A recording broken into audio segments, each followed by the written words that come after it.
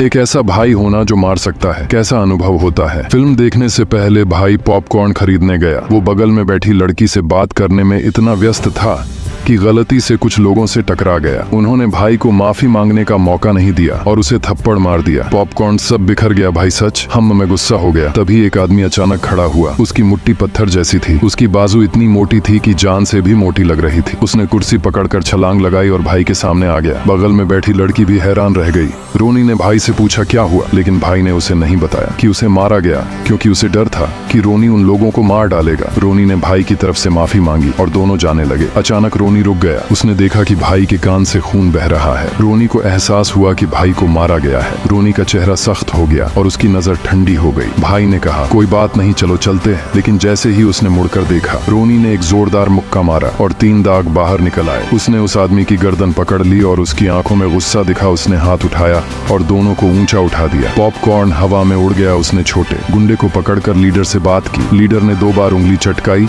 और छोटे गुंडे ने हमला किया, लेकिन वे रोनी को छू भी नहीं सके। रोनी ने लीडर के कंधे को पकड़ लिया। एक गुंडा पीछे से आया, लेकिन रोनी ने उसे धक्का देकर बिस्किट बना दिया। फिर उसने एक बैक फ्लिप किया और अपनी बाजू को जोर से मोड़ा। 72 नंबर की किक मारी और छोटे गुंडे को उड़ा दिया। 2 छोटे गुंडे रोनी की बाजू पकड़ने की कोशिश कर रहे थे। रोनी ने पैर उठाया और हवा में एक चक्कर लगाया। उसने लीडर को एक किक मारी और फिर मुड़कर अपनी बाजू छुड़ाई। उसने बड़े गुंडे की बाजू को मोड़ा और उसकी हड्डी टूट गई। फिर उसने एक किक मारी और छोटे गुंडे को 5 मीटर दूर फेंक दिया। फिर उसने उसके पेट पर पैर रखा और उसे फेंक दिया। लीडर पछताने लगा। भाई को देखकर भी थोड़ा दया आ गई। बगल में बैठी लड़की पूरी तरह से चौंक गई। फिर रोनी ने एक और जोरदार मुक्का मारा। कोई भी इस दरवाजे से बाहर नहीं जा सकता। रोनी जितना मारता गया उतना ही गुस्सा होता गया। उसने एक और मुक्का मारा और गंजे आदमी के दांत गिरा दिए। ऐसा लग रहा था कि मामला गंभीर हो जाएगा। भाई ने जल्दी से आकर रोका। तब जाकर रोनी का गुस्सा शांत हुआ, लेकिन उसके दिमाग में भाई को मार खाने की तस्वीरें घूम रही थीं। वो फिर से मारने के लिए मुड़ा, लेकिन भाई ने उसे पकड़ लिया और शांत करने लगा। वो इतना मारने में माहिर क्यों है? क्योंकि उसने अपने पिता की जीन को अपनाया है। पिता इलाके के सबसे बहादुर पुलिस वाले थे,